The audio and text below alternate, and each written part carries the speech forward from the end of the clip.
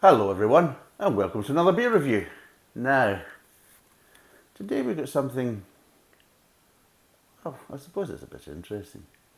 I've seen this brewery's products in quite a few supermarkets and I'll be honest, I've never tried them. I've seen them there and I just looked at the design of the label. They're not really my cup of tea. I know what they're trying to do, but as an kind of example is I grew up basically in the west coast of Scotland, just south of Glasgow. And one of the things is associated with Glasgow is Charles Rennie Mackintosh and that style of kind of artwork, which is kind of art deco, that kind of stuff. And of course Mackintosh had his kind of own designs and everything else in relation to that. And this is what we've got, and it just kind of reminds me of a kind of a half-assed version of a kind of, Art Deco kind of design label, and the labels have always bugged me. I don't know why. I don't think there's any kind of real kind of proper kind of rhyme or reason to it. It's just that maybe I'm just a pedantic arse or whatever. But yeah, it's just always annoyed me. So we're going to be doing Iceberg, which is funnily a pale ale. Now, what was that? There was a collaboration.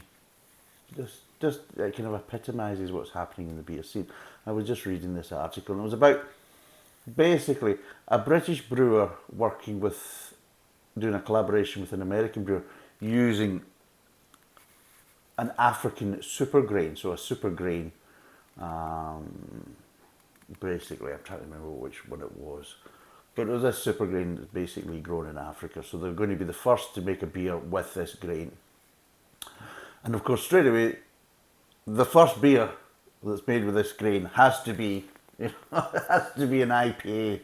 And you're thinking, why? Why would it have to be an IPA? As if like there is no other type of. I mean, this is the funniest thing is if you look at the top 10 best-selling beers in the world, they're all lagers. But anybody that wants to do anything new, it must be done in an IPA. It must be done as an IPA. IPA. So basically, Iceberg, which is a pale ale but with citrus. Is that something new now? Is the case of, well, it's not an IPA, it's a pale ale with citrus.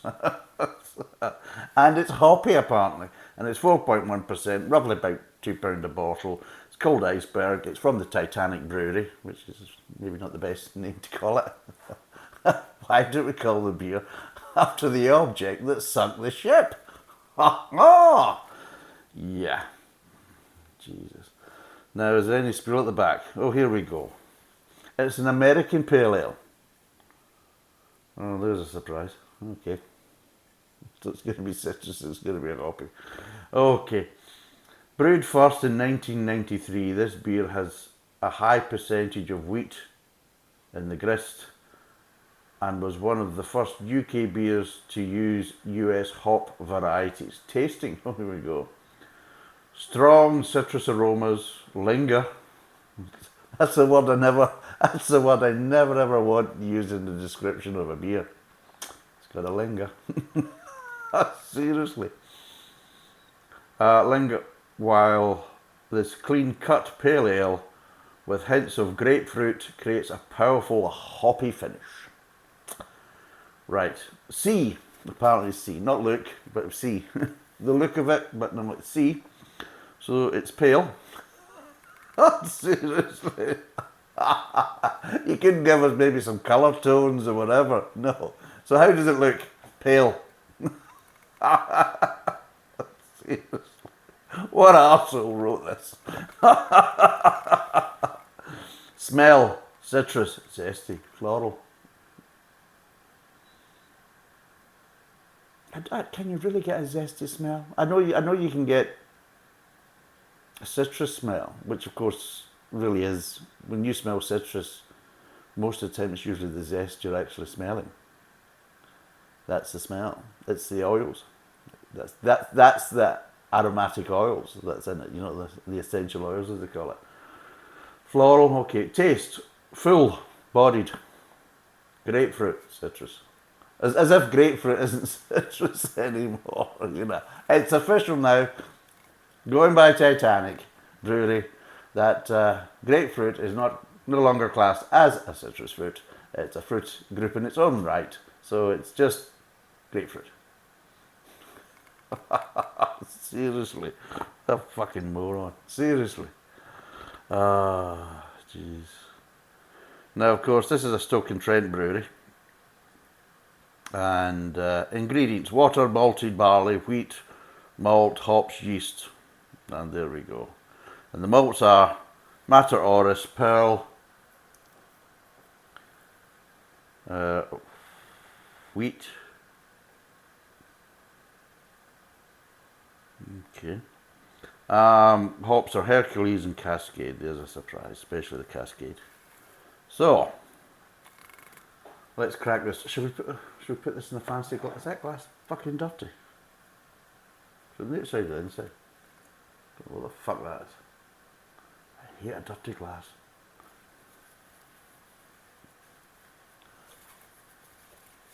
You want to try both the glass up. Because I can't be arsed walking over to the cupboard. Because I'm such a lazy arse. That's what I am. That made any bit? Has it flopped? Right. Bollocks! Oh, Christ. Why do I fucking bother? Oh, bollocks. Right, we'll go for that one then. I thought it was that right one. Fucking, they've been licking the inside of the glasses again. Jesus, fucking freaks. Anyway. Right, that's a better one. La ta ta ta ta. Right, let's get back in front of this camera. There we go. Professionalism. Ha ha! Clean that! Right, let's get the top knocked off this. Seriously, I don't know what the fuck they do with my glasses. Seriously, honestly, don't. Pissing about them. I think there's a case as though they haven't got a window to lick, they just lick the inside of the glass. Fucking window lickers a lot of them. Anyway, let's pour this. And as you can see, boys and girls, ladies and gentlemen, my little jelly tots. Is that the only name you can actually call people that isn't classed as offensive? Jelly tot. Although jelly could be actually classed as, you could be maybe kind of hinting that they might be slightly overweight or obese. Tots, underage, yeah. Best to leave that one alone. Especially around about Philip Schofield. Oh. Right, anyway. There we go. It's pale. Not that pale actually, it's kind of golden straw colour. With about a one finger head. There you go, for people in the podcast.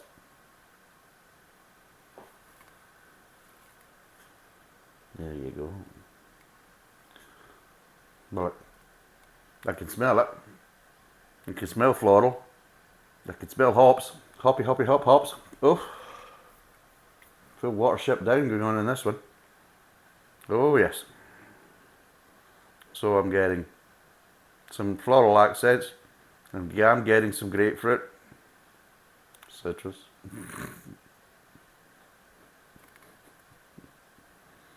Not really getting any malt, not getting any grain, it's just all hops. It's hopping mad, as they say. Hop off its tits. Yes, that's all I'm getting. There you go. So shall we get wired in and see what delectable delights this golden straw coloured beverage holds?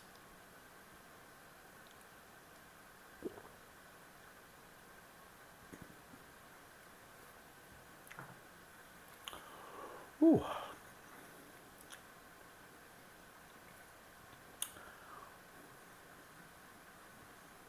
Just seeing if it's got the linger. It has. It's got that sour linger right at the back of the tongue. Yep. You know that lovely, pleasant kind of sensation you get of like, what does it remind you of? Earwax. You know, has that sourness of earwax, which everybody loves, you know. I mean, you go out in the street, you see everybody licking each other's ear holes, you know, just can't get enough of that flavour. Reminds me of IPAs. I don't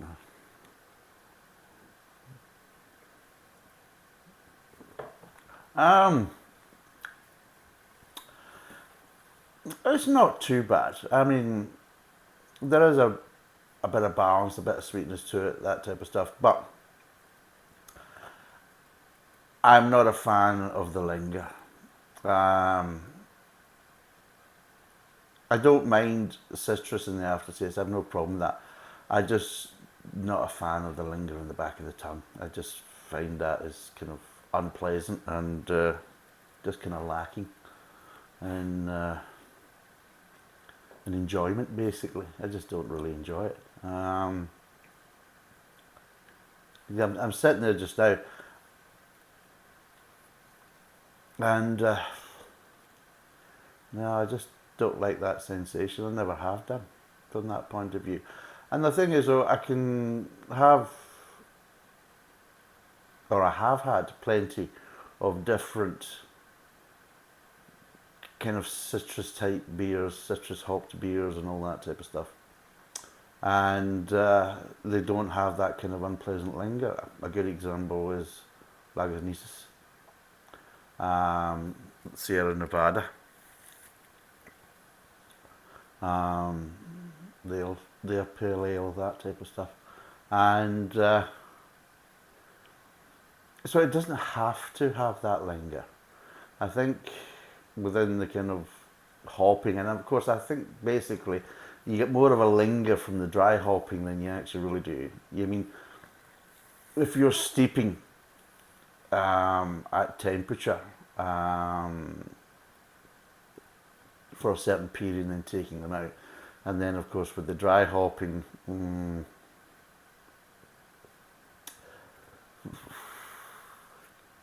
know,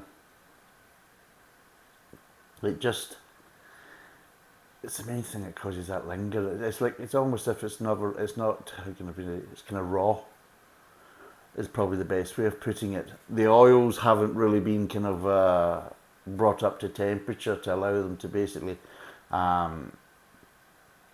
emulsify and amalgamate properly within the kind of wort. What it does is it's like a scum that kind of sits there, and during the kind of fermentation process, it just gives you this kind of linger because the oils aren't really kind of amalgamated and settled into the actual brew. They're kind of they're working as almost a kind of a molecule layer that's kind of slightly in separation, not in full emulsified mode from that point of view. I know I'm probably talking about kind of technical, but it just basically feels that it's not properly kind of part of it, and that's why that kind of flavour profile just has its kind of own kind of separate kind of mode within the beer. It doesn't really kind of properly work with all the rest. It kind of like, there's a slight level of separation, and that's why you get this kind of linger where everything else of the beer's buggered off, but this kind of hoppy kind of oil kind of lingers in the back of the tongue that, you know, it's just not particularly nice from that point of view. I know plenty of craft beer drinkers will be coming in their panties over that, which is great. I mean, I've got no problem. Just because it's not for me doesn't mean it's a bad beer, and it doesn't mean it's, you know, there isn't people out there that really enjoy it and love it. I'm quite open from that point of view, but I've also got to be honest. If I'm not going to say I like something if I don't, because then why the hell am I doing beer reviews? I mean, if I'm doing beer reviews is what I like and my view on it, my opinion. If I'm shaping that to match up with what other people think, then it's no longer my opinion. So what's the point in doing it? So yeah.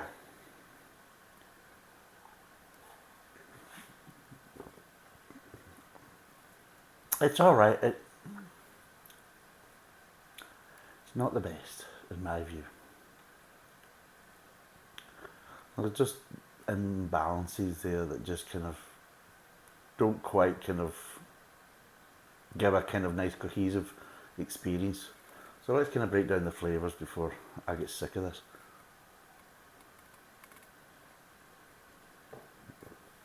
Starts off some light malt. When I say light malt, just getting maybe some light hints of caramel, That's what it basically means. And connected to that, you've got this base sweetness as well. So you get a little hint of caramel, a little base sweetness. But straight away, you're starting to get this kind of sourness from the hops. Straight away, it's there. And yeah, it's kind of grapefruity citrus. So it is. Moves on to the mid-tongue. The base sweetness kind of dissipates a bit. The malts are almost kind of gone by the mid-tongue. And you're really starting to get a bit more citrus. A bit more citrus flavours. The grapefruit kind of thing hasn't really built up anymore. It's still kind of at the same levels, but you're getting a bit more citrus. And you maybe get little hints of floralness as well.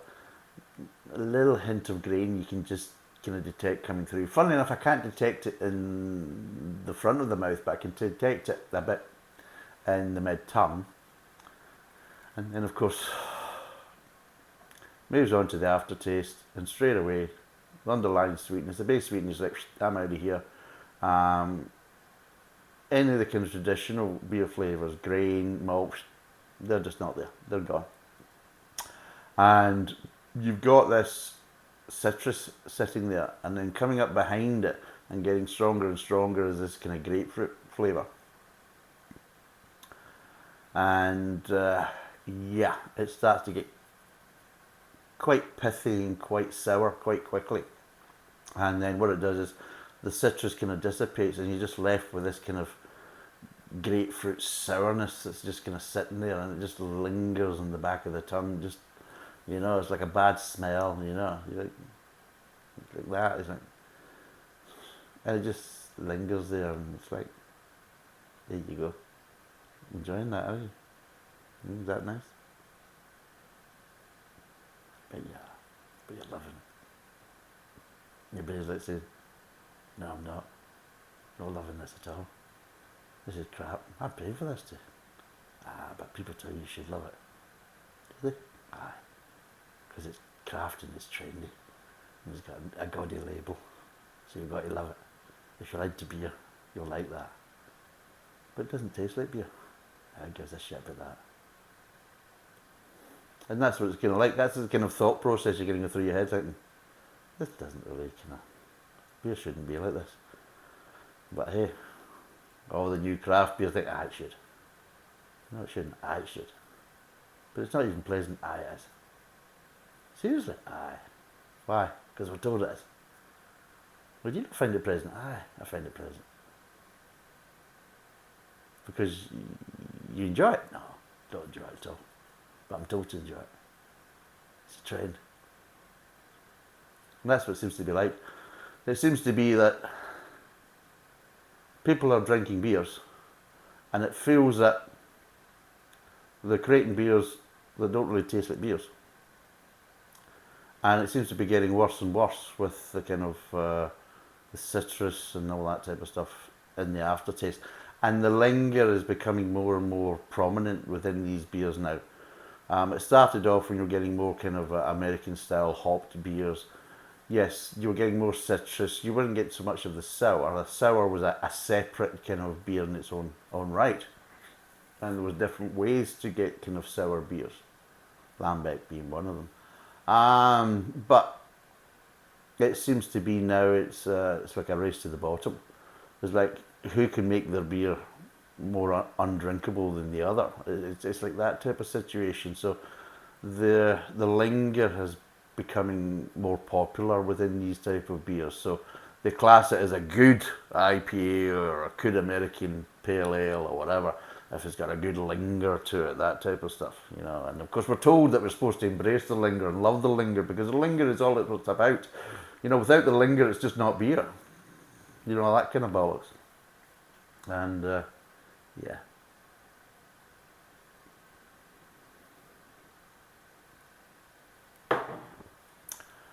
I don't like the linger. Right. Out of 10, what would I give this?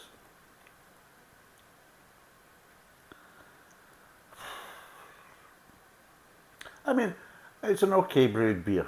There is some kind of lack of connection. Why is the grain appearing in the mid-tongue and it's not there at the front of the mouth? Why is the malt there at the front of the mouth but then completely almost disappears? It's a non-event in the mid-tongue. I don't know what's going on with that.